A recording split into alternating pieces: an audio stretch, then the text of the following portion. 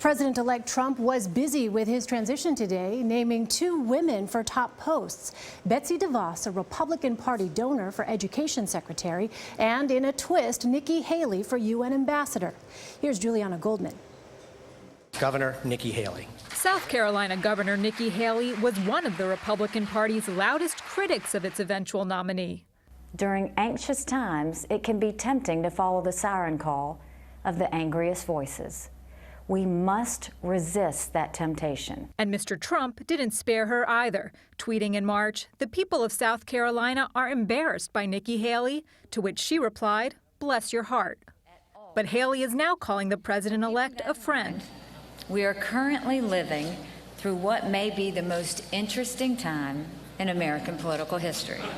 Haley, an Indian American, diversifies the president-elect's personnel picks and helps him extend an olive branch to the party establishment. But she lacks the foreign policy experience of previous UN ambassadors. Mr. Trump's other pick today, GOP donor Betsy DeVos, was for a cabinet post he said he might not have. But I may cut Department of Education. DeVos is a strong advocate for school voucher programs and charter schools and says she's against the voluntary national education standards known as Common Core, which Mr. Trump wants to abolish. We will provide school choice and put an end to Common Core. We're bringing our education local. Jeb Bush, one of Mr. Trump's former opponents and a Common Core supporter, called DeVos an outstanding pick. There were also indications today that the president-elect has settled on former rival Dr. Ben Carson to head the Department of Housing and Urban Development.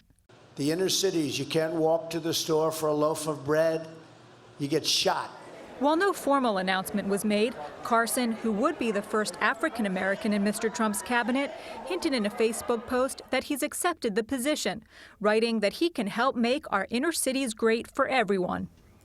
For Secretary of State, Rudy Giuliani is still in the running, and so is Mr. Trump's #1 GOP critic, Mitt Romney. But some of the president-elect's advisors are lobbying against him, so Elaine, Nikki Haley may have checked the box for assembling that so-called team of rivals. Julianna Goldman, thank you.